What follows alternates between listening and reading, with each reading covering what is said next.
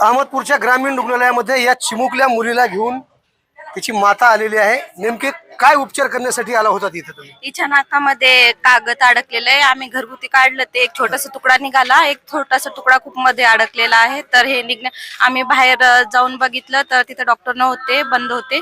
तर म्हटलं इथं असेल डॉक्टर म्हणून इथं आलो होतो उपचारासाठी। ग्रामीण रुग्णालयामध्ये डॉक्टर असतील आणि चिमुकलीच्या नाकात अडकलेला कागदाचा तुकडा काढतील म्हणून ही महिला आपल्या बाळाला घेऊन आलेली आहे। मग काय सांगितलं इथं डॉक्टरांनी तुम्हाला? इथं पण डॉक्टर अवेलेबल नाहीये, तर आता आम्हाला प्रायव्हेट मध्ये जावं लागणार आहे ते काढण्यासाठी। अहमदपूरच्या ग्रामीण रुग्णालयाची ही स्थिती आहे। कान नाक घसा तज्ञ ग्रामीण रुग्णालयामध्ये नसल्यामुळं या बाळाला आज इथून वापस जावं लागणार आहे। खऱ्या अर्थानं इथं कान नाक घसा तज्ञ असले पाहिजेत, मात्र ग्रामीण रुग्णालयामध्ये नसल्यामुळे या बाळाला त्रास सहन करावा लागत आहे। आवाज बहुजनांचा।